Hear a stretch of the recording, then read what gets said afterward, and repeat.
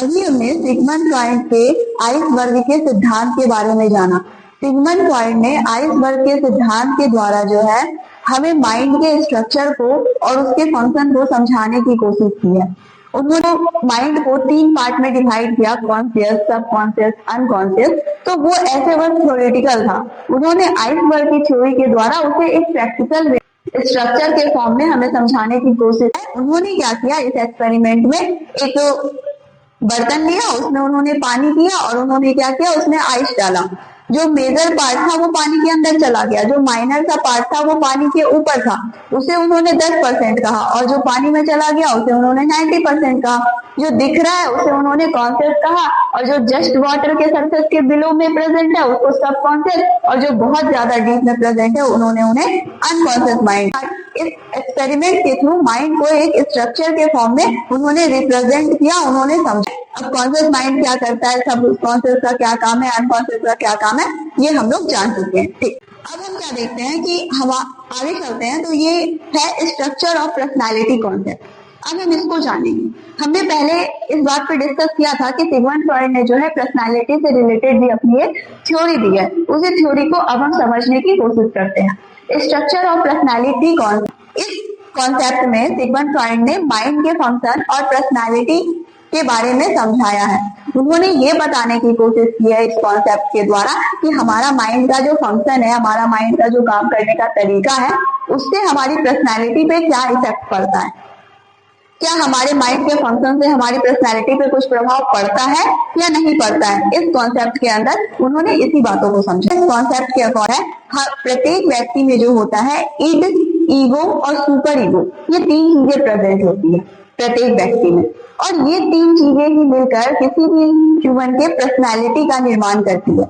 जैसा कि हम अपने आसपास इस चीजों को देखते हैं कि अलग बहुत सारे ह्यूमन से अगर हम मिलते हैं इंसानों से, तो हम देखते हैं कि सबकी पर्सनालिटी क्या है, थोड़ी अलग अलग है। पर्सनालिटी में जो डिफरेंस है, किसी की पर्सनालिटी अलग टाइप की है, किसी की और अलग टाइप की है, ये जो पर्सनालिटी में डिफरेंस होता है ये इन्हीं 3 चीजों के कारण होता है, इड, ईगो और सुपर ईगो के कारण। इन्हीं तीनों के मिक्सचर से, इन्हीं तीनों के कॉम्बिनेशन से क्या बनता है, हमारा पर्सनालिटी का निर्माण होता है। अगर ये तीनों किसी भी इंसान में बैलेंसिंग वे में प्रेजेंट हो तो उसकी पर्सनालिटी बैलेंस्ड होगी, वो वेल मैनेज और वेल बैलेंस्ड लाइफ जिएगा। लेकिन अगर किसी में इनमें क्या हो गया, इम्बैलेंसिंग हो गया, एक ज्यादा है दूसरा कम है, तीसरा ज्यादा है पहला कम है, इस तरीके से अगर इम्बैलेंसिंग हो गया तो उसके अकॉर्डिंग ही हमारी पर्सनालिटी डिसाइड होगी, उसके अकॉर्डिंग ही हमारी पर्सनालिटी का निर्माण होगा। ये जो हमने कहा इड, ईगो और सुपर ईगो, इस कॉन्सेप्ट में क्या पढ़ेंगे, माइंड के फंक्शन और हमारी पर्सनालिटी के बारे में जानेंगे। तो इड, ईगो और सुपर ईगो को आप एक तरीके से माइंड का फंक्शन मान सकते हो। एक तरीके से आप ये मान सकते हो कि इड, ईगो और सुपर ईगो जो है वो माइंड का हमारा काम करने का तरीका है, वो हमारे माइंड का फंक्शन है, और इन तीनों के मिक्सचर से क्या होता है कि पर्सनालिटी का निर्माण होता है। यही तीनों जो होते हैं पर्सनालिटी को डिसाइड करते हैं, पर्सनालिटी को प्रभावित करते हैं। अगर मान लीजिए किसी भी इंसान में इड ज्यादा है, इड जो है यहाँ पे दिया हुआ है, इड अगर किसी भी इंसान में जो है ज्यादा है तो उसकी पर्सनालिटी कैसी होगी, वो बहुत ज्यादा अग्रेसिव होगा, बहुत ज्यादा इम्पल्सिव होगा। ठीक, लेकिन अगर किसी इंसान में ईगो बहुत ज्यादा है, हम ज्यादा की बात कर रहे हैं, बैलेंस की नहीं, अगर ईगो किसी इंसान में बहुत ज्यादा है तो उसकी लाइफ क्या होगी, वेल बैलेंस्ड होगी, वो हर चीज को मैनेज करके चलेगा, हर चीज में बैलेंस बना के चलेगा। और तीसरा आया सुपर ईगो।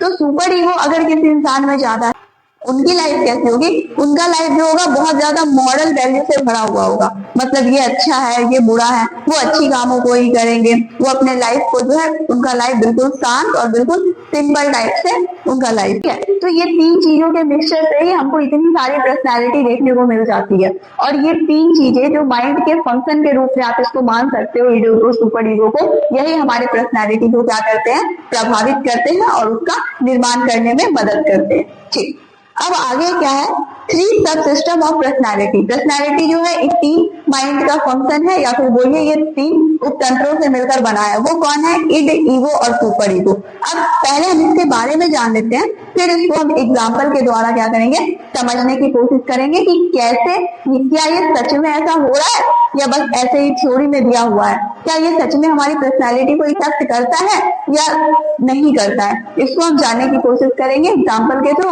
पहले हम इसको एक एक करके जान लेते हैं, आखिर इड होता क्या है। ठीक, तो सबसे पहला है हमारा इड। इड जो होता है वो हमारा आइसबर्ग का जो थ्योरी हमने पढ़ा है उसमें क्या है कि एक आइस का टुकड़ा पानी में जब डाला गया तो एक बर्फ का टुकड़ा का जो मैक्सिमम पार्ट था वो पानी में बहुत गहराई में चला गया था, और इड जो होता है ना वही बर्फ के टुकड़ा जो गहराई में चला गया है उसी को रिप्रेजेंट करता है। ठीक है, इड जो है गहराई वाले बर्फ के टुकड़े को रिप्रेजेंट करता है। इड जो होता है वो अनकॉन्शियस लेवल पे काम करता है, अचेतन काम करता है। अब आप यहाँ से अंदाजा लगा सकते हो कि इड कैसा होगा, इड का नेचर जो होगा अगर किसी में इड ज्यादा है उसकी पर्सनालिटी कैसी होगी, यहाँ से आप सोच सकते हो। क्यों? क्योंकि हमने क्या कहा, इड जो है वो अनकॉन्शियस लेवल पे काम करता है। ठीक, उसके बाद जो है इड जो होता है उसको अच्छे बुरे का पता नहीं होता है, उसको ये बिल्कुल भी समझ नहीं होती कि क्या अच्छा है क्या बुरा है, इस बारे में उसको कोई मतलब नहीं होता है। इड जो होता है वो प्राइमरी थिंकिंग होता है, इड को हम प्राइमरी थिंकिंग भी कहते हैं। किसी भी चीज को देखने के बाद जो सबसे फर्स्ट आप जो सोचते हो ना उसको लेके जो आप सोचते हो किसी भी चीज को देखने के बाद, उसी को हम क्या कहते हैं, इड कहते हैं। प्राइमरी थिंकिंग, सबसे पहला विचार जो आया उसके बारे में उसको हम क्या कहते हैं, इड कहते हैं। इड जो होता है वो रियलिटी पर बेस्ड नहीं होता है, वो क्या होता है, इमेजिनेशन पर बेस्ड होता है। इड का रियलिटी से कोई लेना देना नहीं है, रियल में क्या है उसको उससे मतलब नहीं है इड को। इड जो होता है वो प्लेजर प्रिंसिपल पे काम करता है। प्लेजर प्रिंसिपल पे काम करने का मतलब ये होता है कि इड को जो है अच्छा बुरा से कोई मतलब नहीं है, उसको बस अपनी खुशी चाहिए, अपने आप को खुश रखना है। जैसे अगर किसी इंसान को कोई इच्छा हुई तो इड के कारण किसी इंसान ने किसी चीज को देखा, ठीक है, किसी वस्तु को देखा, अब क्या थॉट उठता है उसके माइंड में कि हमें ये चाहिए। तो ये जो पहला थॉट उठा ये किसके कारण आ रहा है, ये इड के कारण आ रहा है, और हमारी इच्छा क्या हो रही है कि हमें वो चाहिए। तो हम इस बात का बिल्कुल परवाह नहीं करेंगे कि ये सही है, उसको लेना सही है या गलत है, हम इस बात की परवाह उस वक्त नहीं करते हैं, और हम क्या करते हैं कि हमें वो चाहिए तो चाहिए।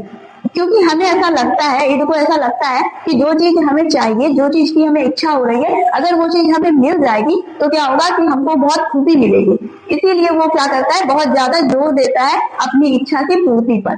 ठीक है, अपनी इच्छा को पूरा करने के लिए इड जो है बहुत ज्यादा जोर देता है, और वो प्लेजर प्रिंसिपल पर, खुशी के सिद्धांत पर काम करता है। उसको लगता है कि अगर इच्छा पूरी हो गई तो हमें बहुत खुशी मिलेगी, इसीलिए वो इच्छा को पूरा करने पर बहुत ही ज्यादा जोर देता है।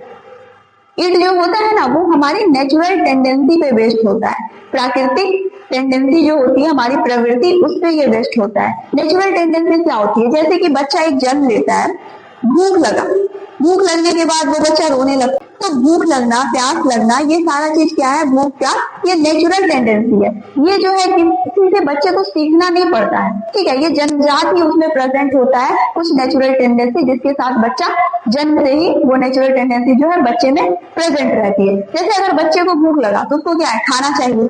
अगर वो छोटा है तो वो रोएगा, बड़ा है तो वो मांगेगा, या फिर अगर उसके पास पैसे नहीं है तो वो क्या करेगा, चोरी करने के बारे में भी सोच सकता है। तो ये जो भूख लगना है, प्यास लगना है, ये क्या है, हमारी नेचुरल टेंडेंसी है। और मेनली जो इड होता है ना वो हमारी नेचुरल टेंडेंसी को ही सेटिस्फाइड करने के लिए वर्क करता है। वो चाहता है कि हमारी नेचुरल टेंडेंसी है उसको जल्द से जल्द पूरा किया जाए, क्योंकि उन्हें ऐसा लगता है कि अगर ये नेचुरल टेंडेंसी, जैसे भूख लगा, खाना दे देंगे तो इससे क्या होगा कि हमको सेटिस्फैक्शन मिलेगा और हमें खुशी मिलेगी। और इड को जो है अच्छे बुरे का ज्ञान बिल्कुल भी नहीं होता है। ठीक, ये हमने क्या जाना, इड के बारे में हमने जान लिया। इड के बारे में एक वर्ड यहाँ पे लिखा हुआ है, प्लेजर प्रिंसिपल। अभी हमने समझा है ना, इड किस पे काम करता है, प्लेजर प्रिंसिपल पे, खुशी के सिद्धांत पे काम करता है। अब हम आगे बढ़ते हैं, आता है ईगो। दूसरा क्या है, ईगो। ईगो कौन समझते हैं, ईगो क्या, ठीक है, ईगो जो होता है वो हमारे कॉन्शियस, सबकॉन्शियस, अनकॉन्शियस तीनों लेवल पे काम करता है। ईगो जो होता है वो बैलेंसिंग का काम करता है। ईगो बीच में है, वो हमारे इड और सुपर ईगो के बीच क्या करता है, बैलेंस करने का काम करता है, उन दोनों के को मैनेज करके आगे बढ़ने का काम करता है। ठीक, ईगो को जो है ऊर्जा, एनर्जी जो है काम करने के लिए इड से मिलती है। अगर इड नहीं होगा तो ईगो बैलेंस करने किसको जाएगा, फिर तो एक सुपर ईगो ही बच गया। दो चीजें हैं तभी तो ईगो बीच में जाके इड और सुपर ईगो को क्या करता है, बैलेंस करता है। तो अगर इड नहीं होगा तो फिर सुपर ईगो का फिर कोई जरूरत ही नहीं होगा। इसीलिए ऐसा कहा गया है कि ईगो को जो एनर्जी है वो किससे मिलती है काम करने के लिए, इड से मिलती है। ठीक, ये जो होता है ये रियलिटी पे बेस्ड होता है। ईगो जो होता है वो वास्तविकता को समझता है, रियलिटी को देखता है, समझता है, उसके बाद ही कुछ वो डिसीजन लेता है। कहा गया है मन का शासक, रूलर ऑफ माइंड, मन का शासक कहा गया। ईगो को मन का शासक, रूलर इसलिए कहा गया क्योंकि ये क्या कर रहा है, दो चीजों के बीच क्या कर रहा है, बैलेंस बना के उसको मैनेज करके एक सिस्टमिक वे में लेके चलने की कोशिश कर रहा है, इसलिए उसको रूलर कहा गया है, शासक कहा गया। सीट ऑफ कॉन्शियसनेस भी कहा गया है, मतलब चेतना का आसन। हमने कहा कि ये तीनों लेवल पे काम करता है, चाहे वो कॉन्शियस हो, चाहे वो सब कॉन्शियस हो, चाहे वो अनकॉन्शियस हो। जब हम बात कर रहे हो कि ईगो कॉन्शियस लेवल पे किस तरीके से काम करता है, ईगो का काम क्या है, बैलेंसिंग करना, ठीक है, बैलेंसिंग करके उसको एक सिस्टमिक वे में लेके चीजों को चलना। अब क्या है कि जब हम ये बोल रहे हैं कि ईगो जो है कॉन्शियस लेवल पे काम करता है, तो उसको हम कैसे समझे। मान लेते हैं कि किसी इंसान को प्यास लगा है, अब क्या करेगा ईगो, उसको एक रास्ता दिखाएगा कि चलो पानी कहाँ है, इस बात को ढूंढने में मदद करेगा माइंड का यूज करके, पानी कहाँ है, हमको कब मिलेगा, किस तरीके से हम उस पानी को ले सकते हैं। तो ये सारा जो प्रोसेस हो रहा है वो ईगो के माध्यम से हो रहा है, और वो जाएगा फिर वो पानी पी के फिर अपना जो भी डिजायर को क्या करेगा, सेटिस्फाइड कर देगा। तो इस कंडीशन में हम ऐसा कर सकते हैं कि जब हम अपनी जो भी प्रॉब्लम है उसको जानने समझने के लिए, जो भी इच्छा है उसकी पूर्ति के लिए हम चीजों को समझते हैं, जानते हैं, तो अगर हम उसके लिए हम सोच रहे हैं या रीजनिंग कर रहे हैं, सोच विचार कर रहे हैं, तो उस कंडीशन में हम कह सकते हैं, क्योंकि ये जो थिंकिंग है, रीजनिंग है, ये किससे रिलेटेड है, हमारे कॉन्शियस माइंड से। तो जब हम कॉन्शियस माइंड का यूज कर रहे हैं तो हम उस वक्त ये कह सकते हैं कि ईगो जो है वो कॉन्शियस लेवल पे वर्क कर रहा है। ये ईगो का क्या है, कॉन्शियस लेवल पे वर्क करने का तरीका है। जब हम किसी चीज को सोच समझ के बहुत अच्छे तरीके से परफॉर्म कर रहे हैं अपने कॉन्शियस माइंड का यूज करके, तो उस कंडीशन में हम ऐसा वर्ड यूज कर सकते हैं कि ईगो जो है क्या है, कॉन्शियसली वर्क कर रहा है। ईगो सब कॉन्शियसली वर्क कर रहा है, ऐसा कब हम मानेंगे।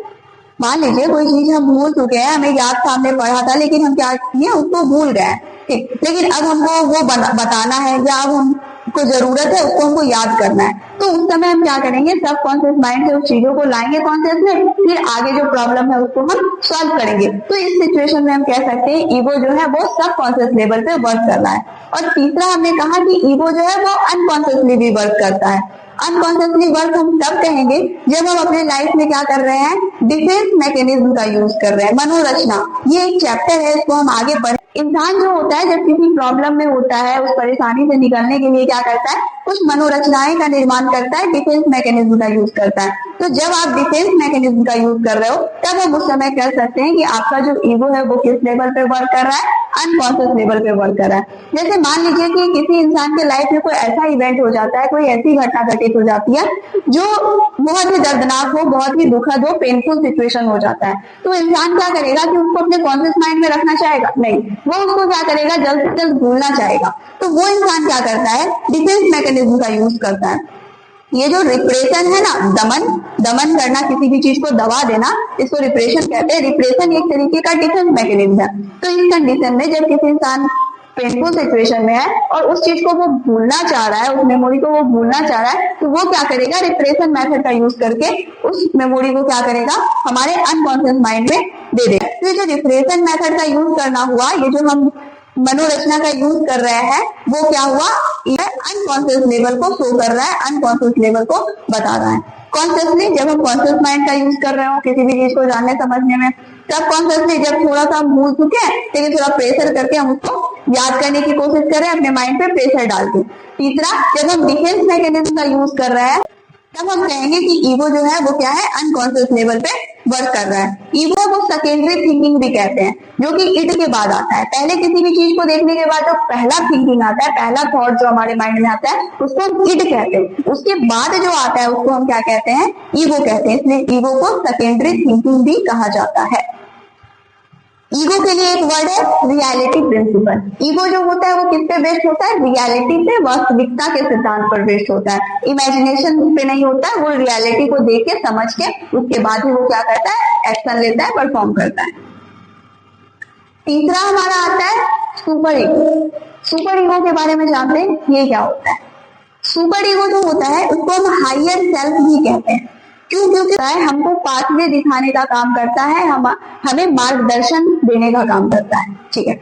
सुपर ईगो जो होता है किसी भी इंसान में जन्म से ही प्रेजेंट नहीं होता है। जैसे जैसे उसकी लाइफ की जर्नी आगे बढ़ती जाती है, उसका विकास होते जाता है, वैसे वैसे क्या होता है, सुपर ईगो धीरे धीरे वो इंसान सीखता चला जाता है। तो जन्म से ये चीजें प्रेजेंट नहीं होती है। सुपर ईगो हमें अच्छा, बुरा, सही, गलत के बारे में बताता है। जितनी भी हमारी मॉरल वैल्यू है ना, मतलब मॉरल के बारे में जानकारी होना, उसको अपने लाइफ में उतारना और फॉलो करना, वो किसकी वजह से होता है, सुपर ईगो की वजह से। अगर कोई इंसान बहुत ही ज्यादा मॉरल वैल्यू को फॉलो कर रहा है, उसको अपने लाइफ में लेके चल रहा है, तो हम ऐसा कह सकते हैं कि उसकी पर्सनैलिटी में क्या है, सुपर ईगो का रोल बहुत ज्यादा है। उसके अंदर क्या है, सुपर ईगो बहुत ज्यादा है, क्योंकि उसको बहुत अच्छे बुरे का ध्यान रख रहा है, ये अच्छा है, ये सही है, हम बिल्कुल सही ही काम करेंगे, बिल्कुल वो सही पाथवे कोई सेलेक्ट कर रहा है, तो उस कंडीशन में हमेशा कह सकते हैं कि वो क्या है, उसमें सुपर ईगो बहुत ज्यादा है। ठीक, इसके अलावा क्या होता है कि सुपर ईगो जो है मॉरल वैल्यू पे बेस्ड होता है, और सुपर ईगो क्या करता है कि कभी जरूरत पड़ने पर ईगो पे जो होता है थोड़ा सा अपना कंट्रोल दिखाता है, और उससे वो इड को कंट्रोल करने की कोशिश करता है। सुपर ईगो के लिए एक वर्ड है मॉरल प्रिंसिपल, नैतिक जो वैल्यू है उस पे वो डिपेंड करता है, क्या अच्छा है, क्या बुरा है, क्या करना चाहिए, क्या नहीं करना चाहिए, इस पे वो डिपेंड करता है। तो आप ये तीनों समझ गए, एक एक करके हमने इसके बारे में बस अभी बताया है, इस एग्जाम्पल के थ्रू आप समझेंगे। ये एक फिगर दिया गया है, ये जो यहाँ पे शो हो रहा है, ये उसी तरीके का बर्तन है, उसमें पानी भरा है, और ये जो है वो क्या है, बर्फ का टुकड़ा है। ये जो बर्तन है वो क्या है, ब्रेन है, ये कॉन्शियस माइंड है, ये जो है वो सब कॉन्शियस है, और वो क्या है, अनकॉन्शियस माइंड है। ये तो हम जानते हैं, पिछले भी हमने देखा आइसबर्ग के थ्योरी में। अब क्या है कि यहाँ पे बताया गया है कि ईड देखो अनकॉन्शियस लेवल पे वर्क करता है। ठीक, इसके नीचे अब क्या है कि सुपर ईगो क्या है, वो भी अनकॉन्शियस लेवल पे वर्क करता है। ईगो को जो है यहाँ पे सब कॉन्शियस लेवल पे बताया गया। हमने कहा कि ईगो जो है वो तीनों लेवल पे वर्क करता है, तो आप कंफ्यूज मत होइएगा, ये फिगर भी सही है और यहाँ जो कहना था वो भी सही है। देखिए, ईगो जो होता है ना वो तीनों लेवल पे वर्क करता है, लेकिन यहाँ जो है ये माना गया है इस फिगर को बनाने में कि ये जो पानी के नीचे का जो पार्ट है, चाहे वो सब कॉन्शियस माइंड हो, उसको अनकॉन्शियस माइंड से बहुत ज्यादा अलग नहीं माना गया। बोला था कि अगर सब कॉन्शियस माइंड हम कह रहे हैं तो वो भी तो पानी के नीचे ही है ना, वो भी तो अनकॉन्शियस माइंड का एक पार्ट ही है, उसमें भी भूली हुई चीजें ही रहती है। हालांकि वो इसका फंक्शन अलग है, लेकिन इसको अनकॉन्शियस माइंड की तरह ही क्या किया गया है, ट्रीट किया गया है, इसलिए इसको यहाँ पे प्रेजेंट किया गया है। इसमें परेशान होने का जरूरत नहीं है। ये ईगो जो है तीनों लेवल पे काम कर रहा है, सुपर ईगो और इड जो है वो बिल्कुल अनकॉन्शियस लेवल पे काम कर रहा है। ये फिगर भी सही है और यहाँ जो कहना था वो भी सही है। इसको हमने एग्जाम्पल के थ्रू क्या किया, आपको समझाया है। ठीक है, तो चलिए अब हम एक एग्जाम्पल लेते हैं। मान लेते हैं एक कोई व्यक्ति है, उसको क्या है, भूख लगा है। ठीक, अब उसको भूख लगा है बहुत जोर से, और उसको क्या हुआ, सामने एक दुकान दिखा जिसमें कुछ खाने की चीजें रखी हुई है, मान लीजिए ब्रेड रखा हुआ। ठीक, उसके पास पैसे नहीं है, तो ब्रेड देखते के साथ क्या, पहले तो डिजायर है उसको भूख लगा हुआ है, वो उसका क्या है, नेचुरल टेंडेंसी है भूख लगना। अब उसको क्या है, खाना चाहिए, भूख लगा है तो उसको फुलफिल करने के लिए क्या है, खाना चाहिए। तो जब उस इंसान को भूख लगा और उसके पास पैसे नहीं है, वो सामने दुकान पे देखा तो आसपास दुकान है, उसमें क्या है, ब्रेड रखा हुआ है। अब सबसे पहला कौन आएगा, सबसे पहले आएगा इड। और इड क्या है, प्राइमरी थिंकिंग है, किसी भी चीज को देखने के बाद जो पहली थॉट थिंकिंग जो भी उसके रिलेटेड आता है उसको हम क्या कहेंगे, इड। तो जैसे उस इंसान की नजर उस ब्रेड पे पड़ी तो सबसे पहले कौन आया, इड। और इड ने क्या कहा, इसको चुरा लो, मतलब चोरी कर लो इस ब्रेड को। ठीक, उसके बाद क्या हुआ कि ईगो आता है, फिर जस्ट क्या होता है, ईगो आता है, और ईगो ये कहता है चलो ठीक है, तुमको चोरी करना है इस ब्रेड को, तुम चोरी कर लो, लेकिन सिचुएशन को देख के करना। हाँ, मालिक प्रेजेंट ना हो, कोई तुम्हें देख ना रहा हो, इस तरीके से तुम सिचुएशन को पूरी तरह देख लो, उसके बाद अगर तुमको चोरी ही करना है तो तुम चोरी कर लो। इस तरीके से आके एक बैलेंस क्रिएट करके ईगो पे चला जाओ। अब आता है सुपर ईगो की एंट्री हुई। सुपर ईगो क्या करता है, आके ये सीधा बोल देता है चोरी करना क्या है, गलत है, चोरी करना क्या है, पाप है। वो इस तरीके से बोल देता है। तो आप ये समझे, एक सिचुएशन में उस इंसान को क्या था, भूख लगा हुआ था, और जब उसने ब्रेड देखा तो सबसे पहले जो थिंकिंग आता है वो कौन, किसके थ्रू आता है, वो इड होता है। तो उस इड ने उसको कहा चोरी कर लो। यहाँ चोरी करने से आप समझ पा रहे हैं, इड के बारे में जो हमने जाना, उसको अच्छे बुरे का कोई समझ नहीं है, उसको अच्छे बुरे से क्या है, कोई मतलब नहीं है। वो क्या करता है, बस हमको अभी जो मेरी इच्छा है उसको पूरा करना है तो पूरा करना है, ये बुरा हो अच्छा हो इससे कोई लेना देना नहीं है, इसके लिए हमें गलत स्टेप ही क्यों ना लेना पड़े, इसके ईड को कोई मतलब नहीं है। बस जो हमारी इच्छा है, जो हमारा डिजायर है वो फुलफिल हो। अगर हमारा जो डिजायर है वो फुलफिल होगा तो हमें क्या मिलेगा, प्लेजर मिलेगा, हमें क्या मिलेगी, खुशी मिलेगी। बस इतना ही ईड को पता है, इसीलिए वो जस्ट माइंड में आया और हमें क्या बोल दिया कि चोरी कर लो। फिर ईगो आता है, वो एक बैलेंस क्रिएट करता है, चलो पैसे भी नहीं है, भूख भी लगा है, तो चोरी करना है तो कर ही लो तुम चोरी। लेकिन वो ईगो क्या करता है, बोलता है कि तुम सिचुएशन को देख लो, समझ लो, उसके बाद तुम जाके चोरी कर लेना और फिर उसको खा लेना। लेकिन फिर वहीं पे जस्ट सुपर ईगो आता है और उसी सिचुएशन में वो बोलता है कि चोरी करना क्या है, पाप है, चोरी करना बिल्कुल गलत, ये हमारे नैतिक वैल्यू के खिलाफ है। इस एग्जाम्पल से आपने समझा इड ईगो सुपर ईगो। मान लीजिए कोई पेशेंट है जो डायबिटिक का पेशेंट है, ठीक, अब उसको क्या हो रहा है, मीठा खाने का मन हो रहा है, ठीक, इड क्या कहेगा, खा लो। मीठा खाने का मन हो रहा है, इच्छा हो रही है, खा लो, क्योंकि उसको ऐसा लग रहा है कि इसको खाने से क्या हो जाएगा, हमको प्लेजर मिलेगा। तो इस बात की परवाह नहीं करेगा कि हाँ ये अच्छा है इसकी सेहत के लिए, ये अच्छा नहीं है, चलो मिठाई जाके खा लो, जितना खाना है खा लो। इड ऐसे बोलेगा। ईगो आएगा, बोलेगा चलो मीठा खाने का मन हो रहा है तो हम थोड़ा सा खा लेते हैं, इतना एटलीस्ट खा लो कि तुम्हारा ग्लूकोज बहुत ज्यादा इंक्रीज नहीं हो। तो वो थोड़ा सा हमें खाने की सजेशन दे सकता है, ठीक। वहीं पे जब सुपर ईगो आएगा वो तुरंत बोल देगा मिठाई खाना बिल्कुल गलत है, बिल्कुल नहीं खा सकते हो, ये तुम्हारे हेल्थ के लिए बिल्कुल भी सही नहीं है। वो एकदम रेसिस्ट कर देगा, वो हमको एक टुकड़ा भी मिठाई का लेने नहीं देगा, वो बोलेगा मिठाई खाना पाप है, ठीक है, सीधा वो आके इसी तरीके से बोल देगा। तो अब क्या है कि ये तीन चीजों से क्या हुई, हमारी पर्सनैलिटी का निर्माण हुआ। बच्चे में जो होता है ना, छोटे बच्चे में वो इड बहुत ज्यादा होता है, इसलिए आप देखोगे छोटा बच्चा जो होता है बहुत जिद्दी होता है, क्योंकि हमने जाना कि सुपर ईगो जो है क्या करना चाहिए क्या नहीं करना चाहिए, क्या अच्छा है बुरा, वो डेवलपमेंट के साथ धीरे धीरे आता है। जैसे जैसे इंसान बड़ा होते जाता है तो फिर सुपर ईगो उसमें डेवलप होता चला जाता है। लेकिन बच्चे जो होते हैं छोटे, उसमें सुपर ईगो नहीं होता, उसमें क्या होता है, इड बहुत ज्यादा फूट फूट के भरा होता है। इसलिए बच्चे जो होते हैं क्या होते हैं, जिद्दी टाइप के होते हैं। मान लीजिए अगर कोई बच्चा बाजार गया है, माँ के साथ मार्केट गया है, अब उसको कोई खिलौना पसंद आ गया, अब उसको क्या है, ये खिलौना चाहिए। अगर माँ उसे बोल भी रही है कि देखो पैसे नहीं है, हम कल दिला देंगे, या फिर ये बहुत महंगे हैं, तो उसको इस बात से कोई फर्क नहीं पड़ता। एक तो वहां पे रोने लगेगा, और नहीं अगर उसके बाद भी उसकी माँ नहीं सुन रही है तो वो सड़क पे ही सो जाएगा और हाथ पैर फेंकने लग जाएगा कि नहीं हमको चाहिए चाहिए चाहिए। तो ऐसा क्यों हो रहा है, क्योंकि उस बच्चे में क्या है, इड बहुत ज्यादा है। चाइल्डहुड पीरियड में क्या होता है, इड बहुत ज्यादा रहता है, इसलिए बच्चा क्या है, जिद्दी है, उसको सही गलत का समझ नहीं है, उसको जो समझाया जा रहा है उसको पता ही नहीं कि हम जो कर रहे हैं, ये सड़क पे लेट के जो हम रो रहे हैं ये बिल्कुल गलत है, ये सही नहीं है, उसको इस बारे में पता ही नहीं। अब बच्चे को मान लीजिए भूख लगी रात को 2-3 बजे, तो अब मान लीजिए माँ सो रही हो या माँ नहीं हो, उसको लेकिन क्या है कि उसको भूख लगी है, उसको इस डिजायर का फुलफिल होना चाहिए, इस नीड का क्या है, फुलफिल होना चाहिए। उसको कहीं से भी खाना है, रात के 3 बजे 2 बजे 4 बजे उसको चाहिए तो चाहिए। इसको इस बात से कोई मतलब नहीं कि किसी को इससे परेशानी हो रही है या कोई सो रहा है, हमको किसी को डिस्टर्ब कर रहा है, इसको इस बात से कोई मतलब नहीं है। इट क्या होता है, थोड़ा जिद्दी नेचर का होता है। तो आप जब इसको जाने तो आप देख पाएंगे कि आपके अंदर क्या है, आपकी पर्सनालिटी को कौन डिसाइड कर रहा है, आपकी पर्सनालिटी में मेजॉरिटी रोल किसका है। आप खुद की भी पर्सनालिटी को ऑब्जर्व करके, खुद के माइंड के फंक्शन को ऑब्जर्व करके आप ये जान सकते हैं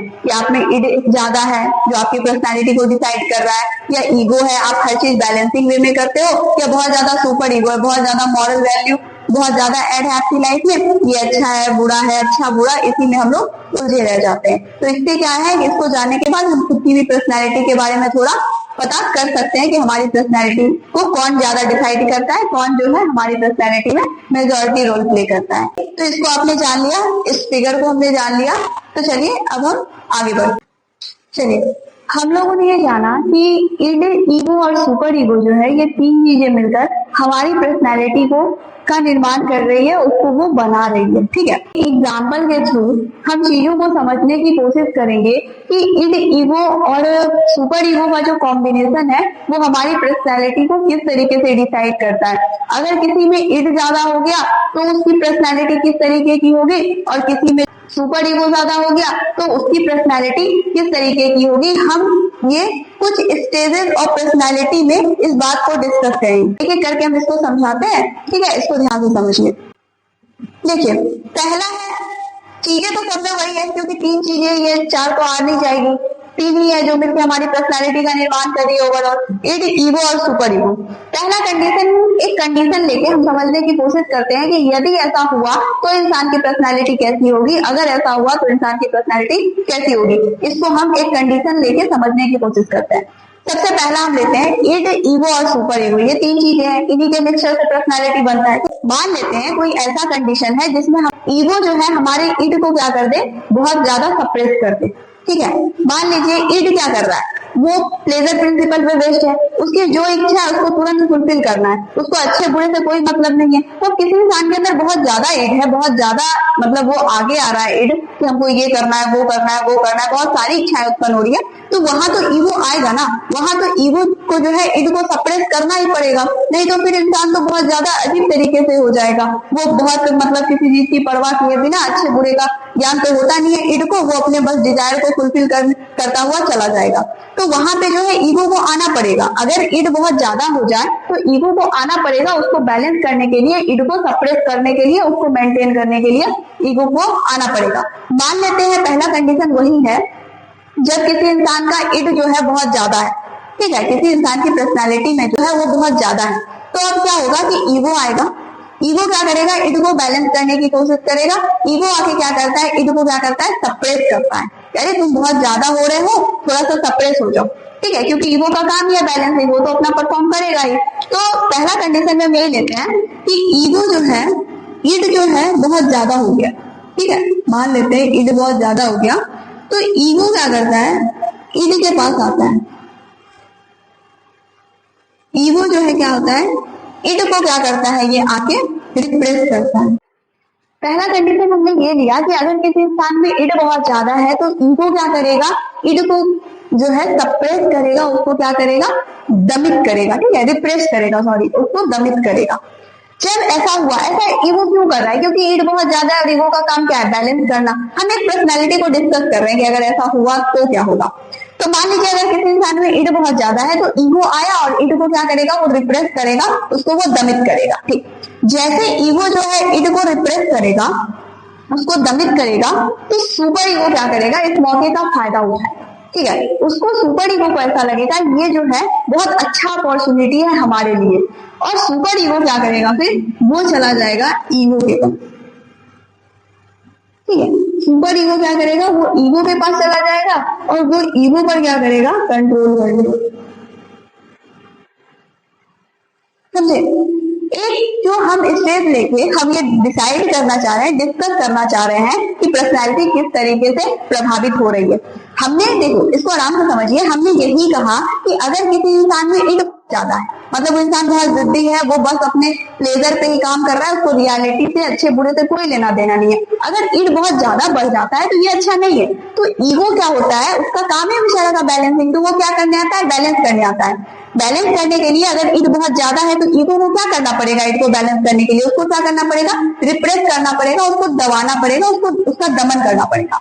जब ईगो ऐसा करता है बैलेंसिंग के लिए, इड को दबा रहा होता है, तो क्या होता है, इसीलिए सुपर ईगो को जो होता है उसको एक अपॉर्चुनिटी मिल जाती है। सुपर ईगो समझता है ये अच्छा मौका है, और उसी टाइम पे जब ईगो इड को दबा रहा होता है, उसी टाइम पे सुपर ईगो क्या करता है, ईगो के पास जाता है और उसको क्या करना लग जाता है, अपने कंट्रोल में ले लेता है, उससे वो कंट्रोल करने लग जाता है। उसको सुपर ईगो जो है ईगो को चलाने लग जाता है, कंट्रोल करने लग जाता है। ठीक, ऐसा क्यों कर रहा है सुपर ईगो, ये सिचुएशन क्यों क्रिएट हो रहा है।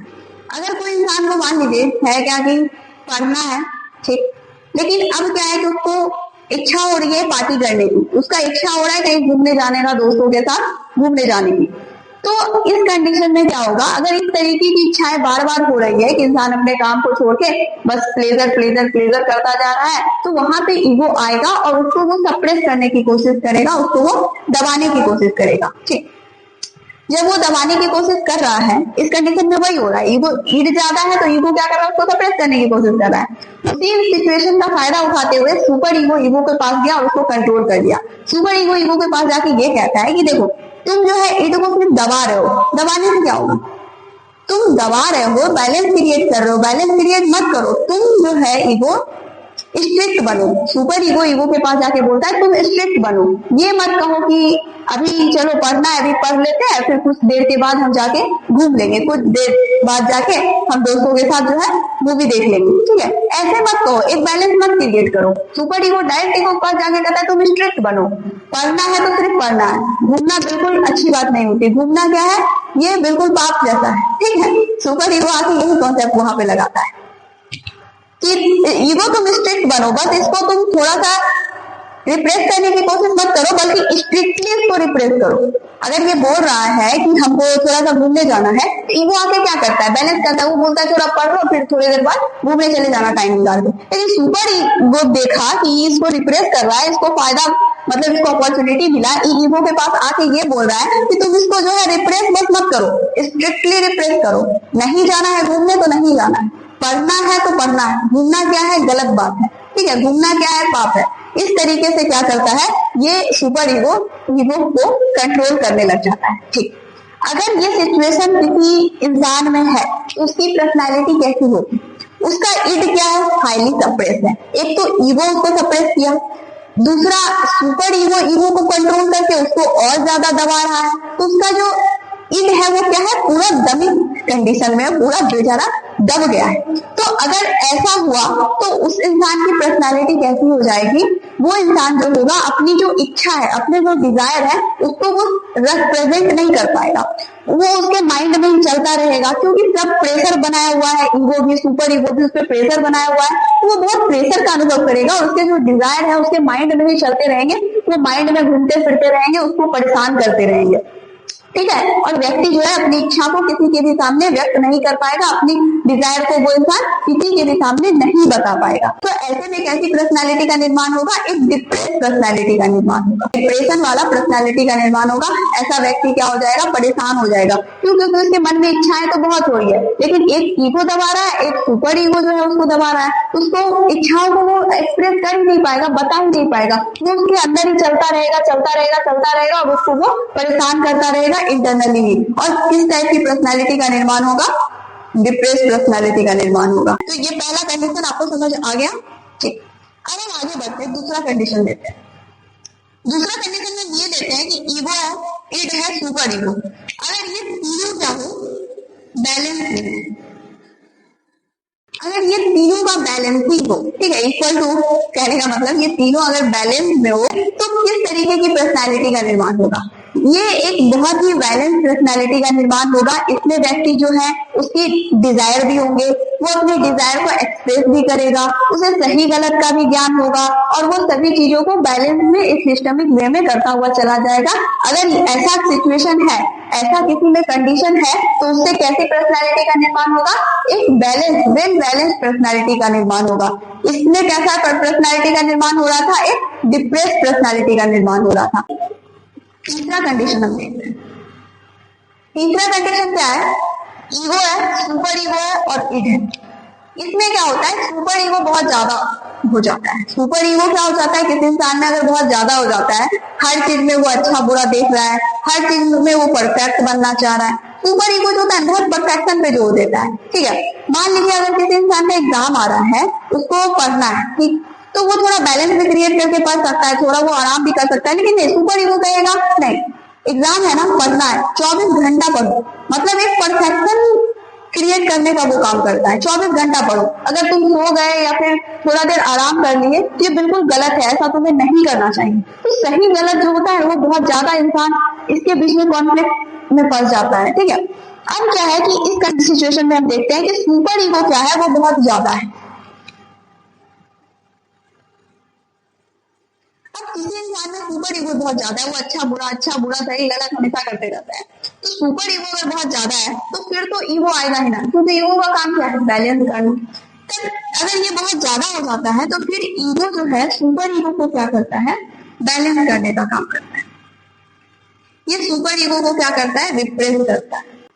ये क्या करता है, सुपर ईगो को दमित करता है, दबाता है कि चलो इतना ज्यादा नहीं होना चाहिए, एक बैलेंसिंग में लेकर चलो, सही गलत का ज्ञान होना बहुत जरूरी है, मॉरल वैल्यूज का ज्ञान होना बहुत जरूरी है, लेकिन एक बैलेंस में हो तो अच्छा है। तो जब सुपर ईगो बहुत ज्यादा हो जाएगा तो ईगो क्या करेगा, सुपर ईगो को रिप्रेस करेगा, उसको वो दबाने की कोशिश करेगा, उसको एक बैलेंस में लाने की कोशिश करेगा। ठीक, जब ईगो ऐसा कर रहा होता है, सुपर ईगो को बैलेंस में लाने की कोशिश कर रहा होता है, तब ईड के पास जो है ना एक बहुत अच्छी अपॉर्चुनिटी होती है। वो इस कंडीशन को, इस सिचुएशन को एक अवसर की तरह देखता है, उसको अब मौका मिल गया अपना कमाल दिखाने का। ठीक है, अब ईड क्या करता है कि वो चला जाता है ईगो के पास।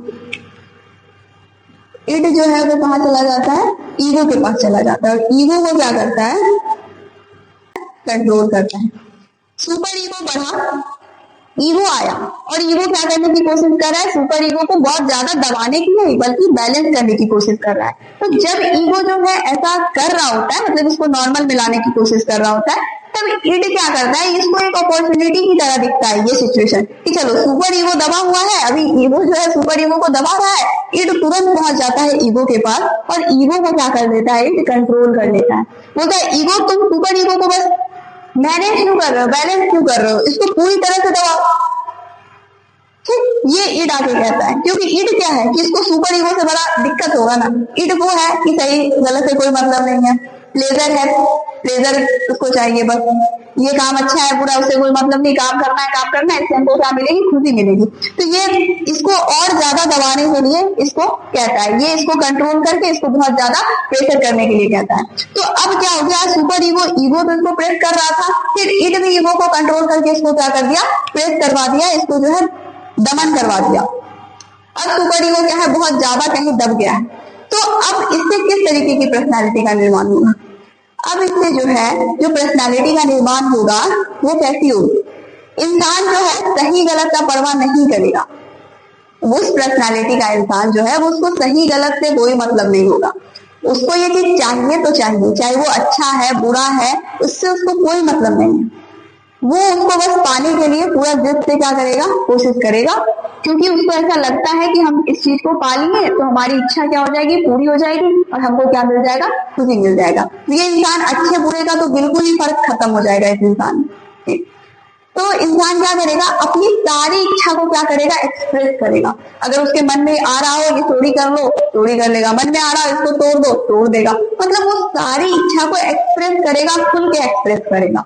ठीक, क्योंकि सुपर ईगो तो है नहीं अभी जो उसको आके बताए कि सही है गलत है। तो वो उस टाइप का जो पर्सनालिटी का इंसान होगा वो कैसा होगा, अपनी सारी इच्छा को एक्सप्रेस कर देगा, चाहे वो इच्छा सही हो गलत हो, समाज के अकॉर्डिंग हो या सोसाइटी के खिलाफ हो, सबको एक्सप्रेस करता चला जाएगा। ठीक, वो समाज के अगेंस्ट वर्क करता चला जाएगा।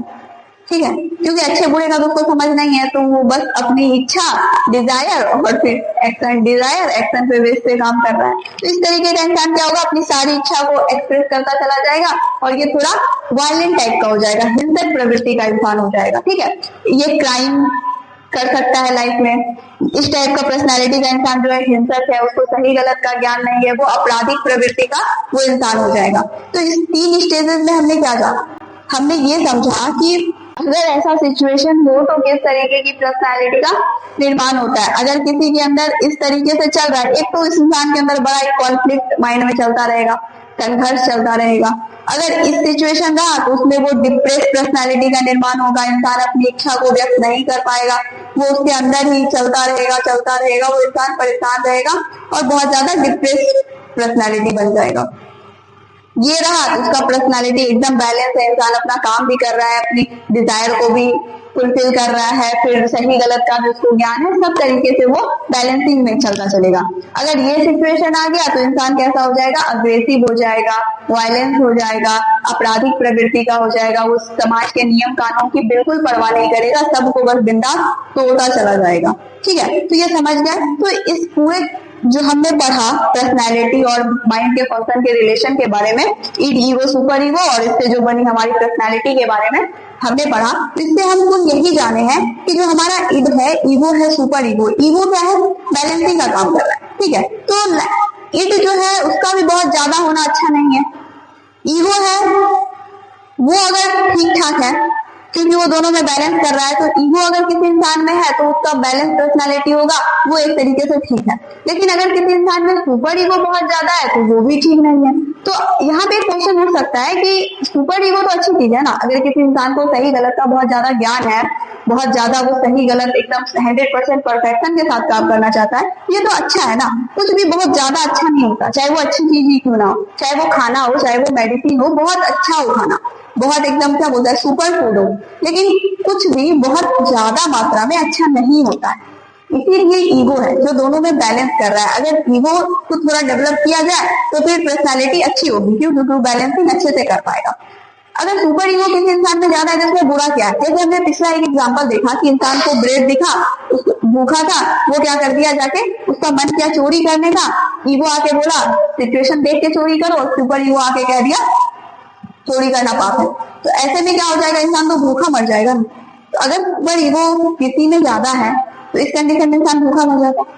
इसके अलावा अगर किसी का मन हो रहा है कि पढ़ने के बाद थोड़ा बहुत टाइम से पढ़ रहा है, थोड़ा सा मन हुआ 5-10 मिनट के लिए घूम आते हैं थोड़ा बाहर, तो ईगो क्या करेगा, उसको बैलेंस करेगा कि चलो अभी पढ़ लो, जितना देर है पढ़ना, 5 घंटा पढ़ लेते हैं, फिर जाके 15 मिनट 20 मिनट जो है घूम आएंगे। ठीक, तो ईगो उसको बैलेंस करेगा, डिजायर को दबाएगा भी नहीं, क्योंकि डिजायर दबाना भी अच्छा नहीं है। ऐसा लगता है कि दबा दिए, चलिए ठीक है, अगर ईगो को दबा दिया गया तो बाहर एक्सप्रेस ना हो, लेकिन इंटरनली वो इंसान को बहुत हार्म करेगा। जैसे इस कंडीशन में इंसान को कैसा बना दिया, बिल्कुल डिप्रेस पर्सनैलिटी का बना दिया, डिप्रेस माइंडसेट का इंसान बना दिया।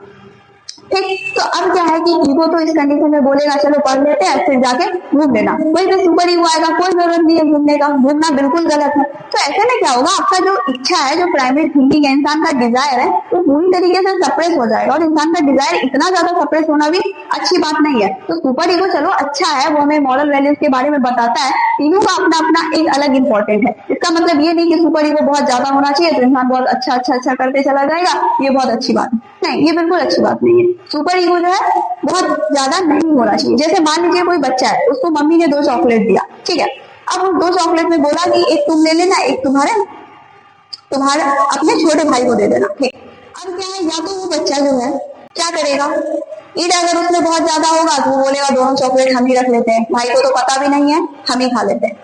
अगर उसमें ईगो होगा जो बैलेंस करता है, वो बोलेगा चलो 2 है ना, एक हम ले लेते हैं, एक वो ले लेगा। अगर एक चॉकलेट है तो उसमें भी बोलेगा आधा हम ले लेते हैं, आधा छोटे भाई को दे देते हैं, तो वो बैलेंस कर लेगा। लेकिन अगर उसमें सुपर ईगो ज्यादा है तो वो क्या करेगा, दोनों चॉकलेट जाके अपने भाई को दे देगा। ठीक, क्यों, क्योंकि लगेगा ये अच्छा है, छोटा है ना, उसका हम दे देते हैं उसको, वो बच्चा है। ठीक है, यहाँ बुरा नहीं है, अगर वो चॉकलेट दे दिया तो इसमें उसका कुछ बहुत ज्यादा लॉस नहीं हुआ। लेकिन अगर यही पर्सनैलिटी उसकी बनी रही तो लाइफ टाइम क्या होगा, उसका बहुत सारा जो डिजायर है वो सप्रेस हो जाएगा, उसके माइंड में ही रह जाएगा, उसकी इच्छाएं प्रकट नहीं हो पाएगी, क्योंकि बार बार वो ऐसा ही करेगा। ये चॉकलेट यहाँ पे देना एक छोटा सा एग्जाम्पल, चॉकलेट अगर उसने दोनों अपने छोटे भाई को दे भी दिया तो इसमें उसका कुछ नहीं गया, ये कोई बहुत बुरी बात नहीं है, अच्छी बात है।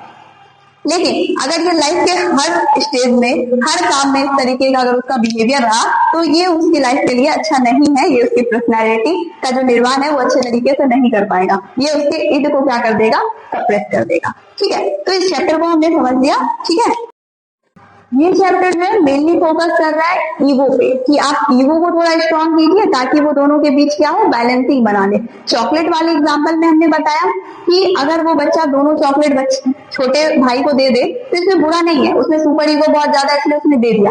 इसका मतलब ये भी नहीं है, आप इसके बिल्कुल उल्टा भी मत कीजिए कि दोनों चॉकलेट आप ही खा लीजिए, ये आपके अंदर ईड का बहुत ज्यादा होना दर्शाता है कि नहीं, दोनों चॉकलेट हम खाते हैं, हमको खुशी मिलेगी, हम क्यों दे उसको, नहीं। इस चैप्टर में ये जोर दिया जा रहा है कि जो ईगो है वो बैलेंसिंग कर रहा है, तो हमें अपनी ईगो को डेवलप करना चाहिए, हमें हर चीज को बैलेंस में भी करना चाहिए, क्योंकि अच्छी से अच्छी चीज भी अगर बैलेंस में बहुत ज्यादा मात्रा में की जाए तो फिर वो भी अच्छा नहीं होता है। तो इसमें क्या किया जा रहा है, ईगो पे जोर देने के लिए कहा जा रहा है, ईगो को समझने के लिए कहा जा रहा है। ठीक, थैंक यू।